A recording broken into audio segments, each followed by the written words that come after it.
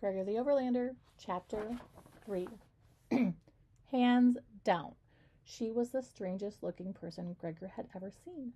Her skin was so pale he could see every vein in her body. He thought of the section on the human anatomy in his science book. Flip one page, see the bones. Next, the digestive system. This girl was a walking circulatory system. At first, he thought her hair was gray like his grandma's, but that wasn't right. It was really more of a silver color, like blonde hair with a metallic tint. The hair was woven in an intricate braid down her back and was tucked into a belt at her waist. A thin band of gold encircled the girl's head.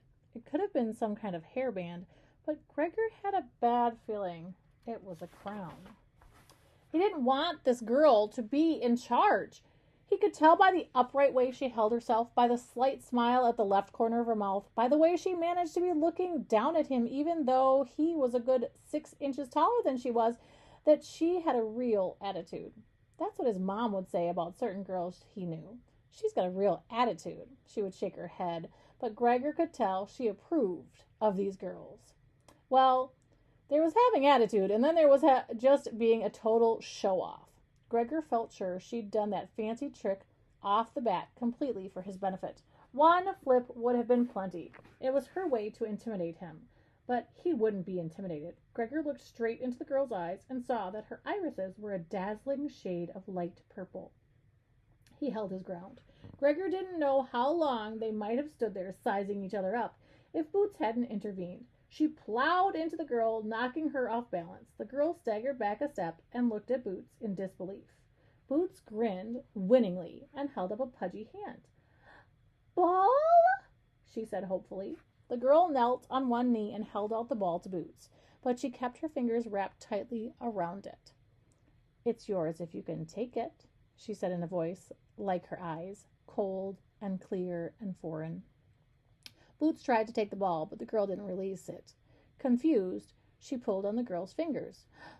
"Ball?" The girl shook her head. "You will have to be stronger or smarter than I am." Boots looked up at the girl, registered something, and poked her right in the eye. "Poo-poo!" she said. The girl jerked back, dropping the ball. Boots scrambled after it and scooped it up. Gregor couldn't resist. "I guess she's smarter," he said. It was a little mean, but he didn't like her messing with Boots that way. The girl narrowed her eyes. "But not you, or you would not say such things to a queen." So he had been right.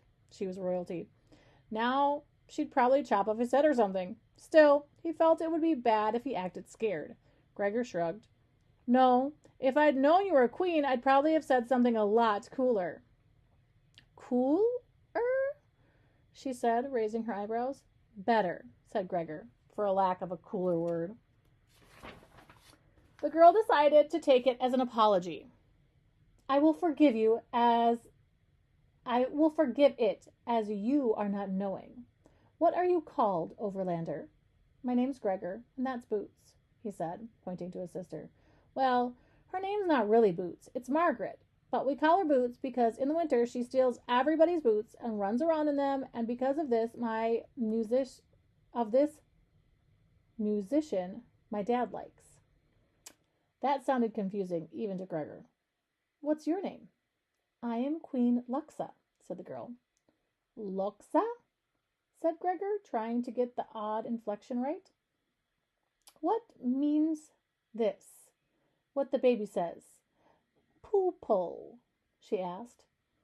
"Purple. It's her favorite color. And your eyes. She's never seen purple eyes before," explained Gregor. Boots heard the word and came over, holding up her palms, which were still dyed purple from the marker. "Poo-poo!" "I have never seen brown before. Not on a human," said Luxa, staring into Boots' eyes. "Or this." She caught Boots' wrist and ran her fingers over the silky, light brown skin. "It must need much light." Boots giggled. Every inch of her was ticklish. Luxa purposely ran her fingers under Boots' chin, making her laugh. For a second, Luxa lost her attitude, and Gregor thought she might not be so bad. Then she straightened up and resumed her haughty manner. "So, Gregor the Overlander, you and the baby must bathe."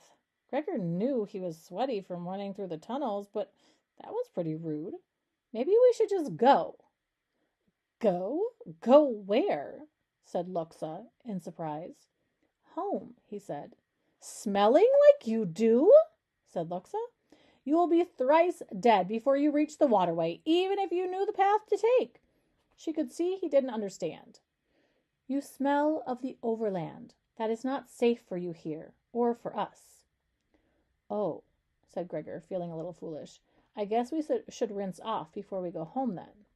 It is not so simple, but I will let Vicus explain, said Luxa. You have had rare luck today, being found so quickly. How do you know we were found quickly? Asked Gregor. Our lookouts noted you shortly after you landed. As you were the crawler's find, we let them present you, she said. I see, said Gregor. Where had the lookouts been? Concealed in the gloom of the tunnels? Hidden somewhere in the mist he'd fallen through? Until the stadium, he hadn't seen anyone but the roaches.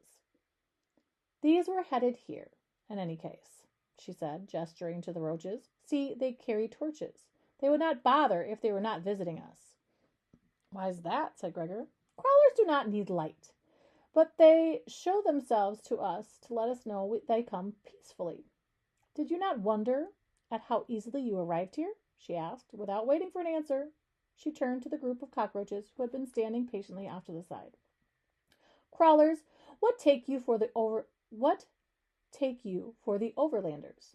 The head roach scurried forward. Give you 5 baskets? Give you, he hissed. We will give 3 grain baskets, said Luxa. Rats give many fish, said the roach, cleaning its antennas casually. Take them to the rats, then.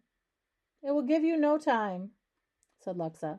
Gregor didn't know exactly what they were talking about, but he had the uneasy sense he was for sale. The insect considered Luxa's last offer. Give you 4 baskets, give you, it said. We will give you 4 baskets, and 1 for thanks, said a voice behind Gregor. He turned and saw a pale bearded man approaching them from on foot. His close cropped hair was really silver, not just a silvery blonde. Luxa glared at the old man, but didn't contradict him. The cockroach painstakingly added up 4 and 1 on its legs. Give you 5 baskets? Give you? It asked, as if the whole idea was a new one. We will give 5 baskets, said Luxa, less than graciously, giving the roach a terse bow. It bowed back and scampered off with the other bugs out of the stadium. And if it was up to Vicus, soon we will have no baskets to give, the girl said pointedly to the bearded man who had turned his focus to Gregor in boots. 1 more basket will be a small price to pay if he is expected, he answered. His violet eyes stared intently at Gregor. Tell me, Overlander, are you from... He searched for the words. New York City?